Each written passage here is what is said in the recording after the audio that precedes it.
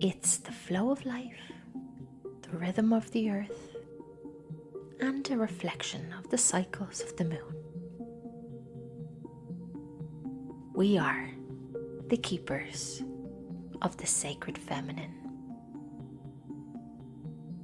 Our blood is the gift of creation,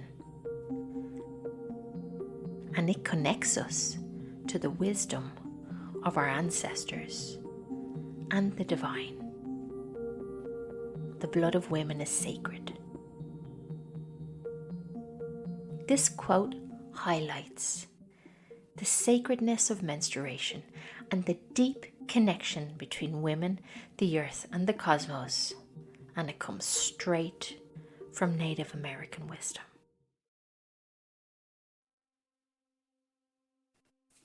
Hi everyone, I'm so thrilled to release this very spontaneous episode today. For those of you who don't know, I'm Sarah. I'm a quantum healer, a hypnotist, a mindfulness and life coach, and a teacher from Ireland. And I'm so glad you've taken the time to open your ears, your heart, and your mind to this week's episode. This episode comes from turning some recent pain into power. Yesterday, I was crippled in pain, not wanting to take any painkillers, as over the last few months I've been using the power of my breath to transmute my menstrual pains. And it's worked. Through the visualization of connecting myself to the earth, well, as we're energy bodies, we can connect energetically to the earth, and to absorb that healing energy and help transmute and dilute the pain through the power of my breath. And that has been working. But yesterday I thought there must be something else I can do with this energy. So off I went onto Google, onto ChatGPT. My question was, how can I turn my menstrual pain into creativity? So hold on to your phones. This episode, hands down, is literally one of the most productive episodes I've ever made. And it's changed my life as of yesterday. And I think it's going to change yours too. So, where do I start? I'm just absolutely so excited to provide this information. Now, maybe I'm the last one on the bandwagon here. Maybe those of you who are listening are like, yeah, Sarah, we've been doing this for ages. So for those of you who already know all of this information, that's amazing. Please let us know in the comments. And please let us know, I'd love to know, if you've been doing these kind of techniques to help channel your pain into creativity. So, channeling menstrual pain and the energy of our cycle into creativity can be so powerful and a wonderful way to embrace the divine feminine and transform discomfort into inspiration. And here are some ways I found, and ancient rituals that women around the world have been practicing for centuries. Let's start off with the Middle East and North Africa.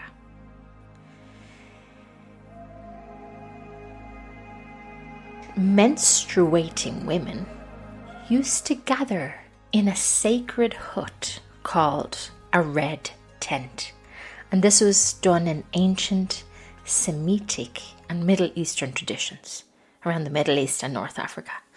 This was a time of rest, storytelling, and spiritual connection rather than work. Women used to gather in these spaces for rituals, vision seeking, and bonding, embracing the cycle as a time of wisdom. Imagine just gathering your friends, and sometimes when you're in a close group of friends, or if you have sisters or mothers in your closest circle, a lot of the time you sync. So imagine that you're able to sync with the people around you and then have a gathering, a ritual, an ancient ritual gathering that can help all of you open up a little bit more, bond, and tell stories, rituals, or anything that might even help all of you get through this sensitive period of the month. Then all the way over to North America, where there were indigenous tribes, they created moon lodges.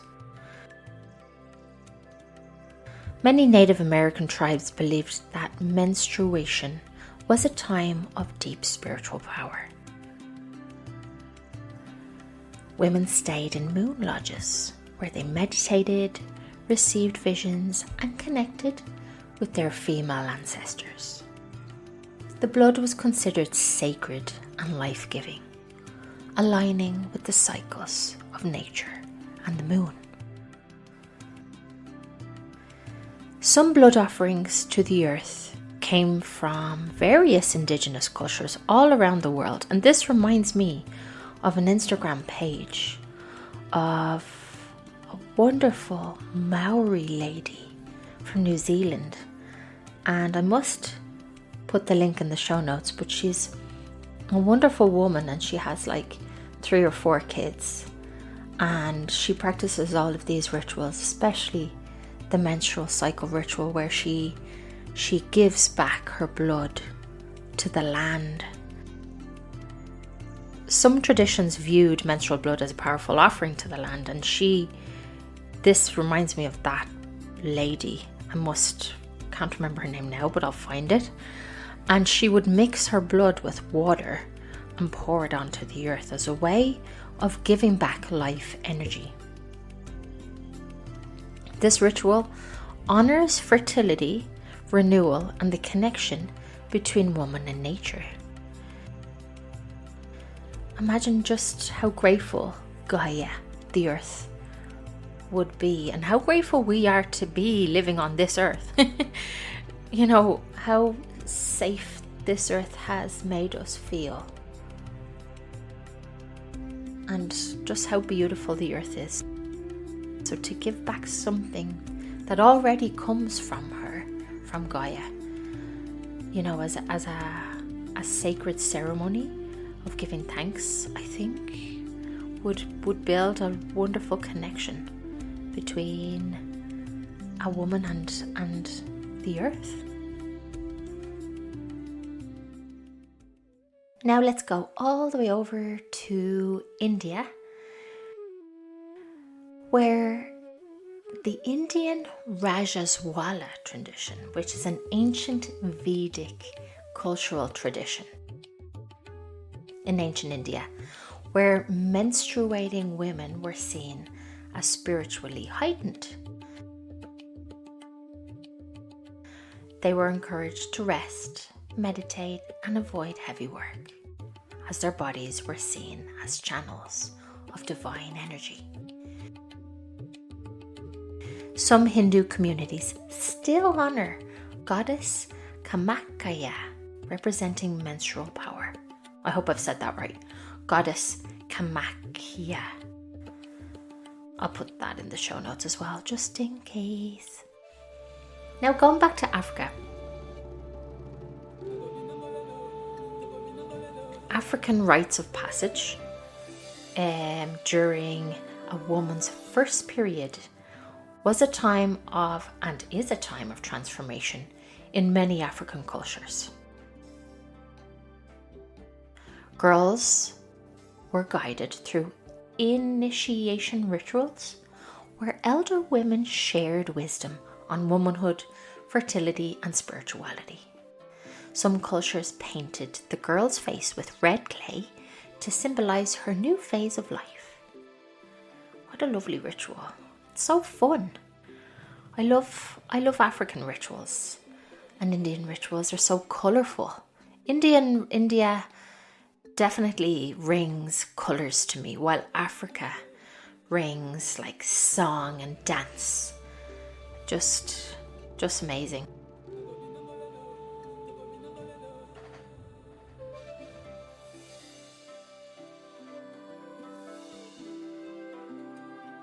Then going all the way over to Egypt, of course, ancient Egypt. Egyptian priestesses honoured the menstrual cycle as a source of life force energy. They practiced sacred womb meditations, used herbs for womb healing, and anointed themselves with oils. The goddess Isis was often associated with blood, fertility, and sacred feminine power.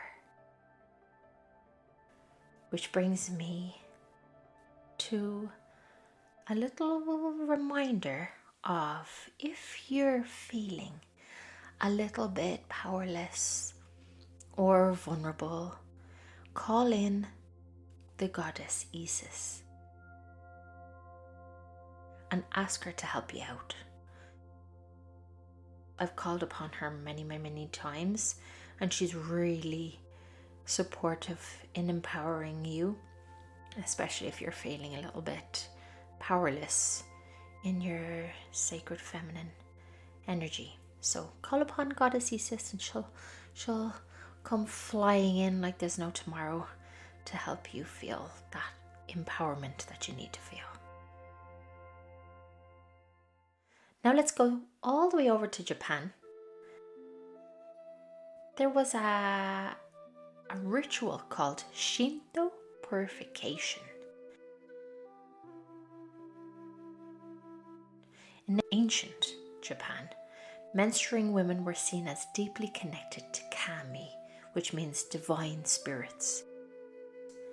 Some Shinto practices involved purification rituals where women would spend time near sacred water sources to cleanse and renew their energy.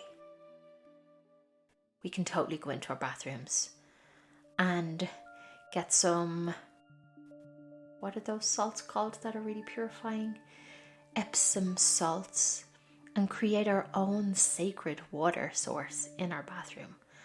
We can pop on a few candles, put a bit of incense on, light a bit of incense, should I say, and create our own sacred Shinto purification ritual. Why not? And if we don't have a bath, that's okay, let's do it in the shower and just allow that water to completely cleanse, renew, and restore our energy. I don't have a bath myself, but I do have shower rituals, which really just cleanses all of that blocked energy away at the end of the day, with the intention firstly. And number 9. So this 9th point is more about menstrual taboos and reclaiming the sacred. Over time, some patriarchal societies turned menstruation into a taboo, leading to shame and isolation. Now, coming from Ireland, I can totally relate to this. This shame and isolation came from society in the sense of the Catholic Church. Growing up, I was the most embarrassed, the absolute most ashamed to talk about my menstrual cycle. You couldn't even mention the word period, and I'd puke. It was just one of those awkward teenagers where you just couldn't. So, and that it's nobody's fault. Nobody's pointing any fingers. No judgment to anything here. It's just life. It was the cycle of life. The patriarchal society, the Catholic Church, that tabooed this menstrual cycle, and that's all it is. And of course, Another important reason is that we're in the age of Aquarius, which is a matriarchal society where the divine feminine is growing once again and reclaiming ancient practices, celebrating cycles with rituals, self-care and self-wisdom, where we can really heal any possible taboos of shame or isolation throughout the centuries. So, this brings me to my exciting offering that literally appeared into creation as of yesterday, where I've just created the foundation of a course. I've spent my whole day in creation, and what I'd like to offer is a one-to-one coaching where if any of you out there is feeling where your pain is completely overwhelming, I would love to offer a one-to-one coaching session where we can use your menstrual pain and turn it into creativity and learn a powerful way to channel the energy of your cycle into a creative expression for growth and healing. There's a one-to-one coaching option. I'm also creating a workshop option for groups. How amazing would it be for a group of us women to reclaim ancient practices by celebrating our cycle with a wonderful ritual of self-care and sacred wisdom? This one excites me. Of course, one-to-one is just as powerful, but as a community of women, turning our pain into power, that just really excites me. And in this group course, we'll learn how to acknowledge and accept the pain. We'll learn how to connect with our inner wisdom through our pain, use our pain as a creative outlet to release emotions. We will turn our pain into movement, or turn our pain into channeling our voice, and turning our pain into art. These are just some of the options, but most importantly, we'll be doing it together, and we'll be connecting to our sacred feminine together. This will not only help us rest more and rejuvenate, but it'll also help us use our energy for intuitive work, healing, and I feel it will really open doors for us as women and change our history and how we treated our menstrual cycles, how to embrace them, and it's something that we'll look forward to on a monthly basis. We'll also be learning that it's not just those 4 days or 5 days of our menstrual cycle that we'll be working on, but we'll be dividing the month into 4 parts and knowing how to hone the energies of each part of the month. So this is just so exciting for me.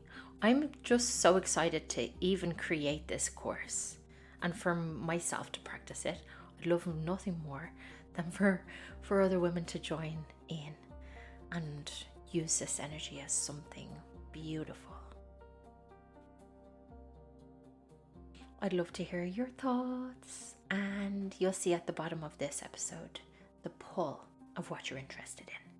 The more people who are interested, the more likely it is it'll happen, because unfortunately I'll have to have a minimum of 4 or 5 women in order to do the course, because it'll be a massive investment of energy. I'm going to give it my everything. It's already given my everything. All of my sacred feminine energy is going into this course, so I would need a minimum of 5 people to do the group thing. But there you go. If you have any questions, please reach out, and I'd love to hear if you already do any of these rituals, because it's so amazing to share different experiences together. Thank you so much for listening. I really do appreciate your open ears, your open heart, and your open mind. Remember that your breath is your power. Our breath is our power. And no matter what situation or pain we're in, with the power of our breath, we can transmute it. Just imagine connecting yourself to the earth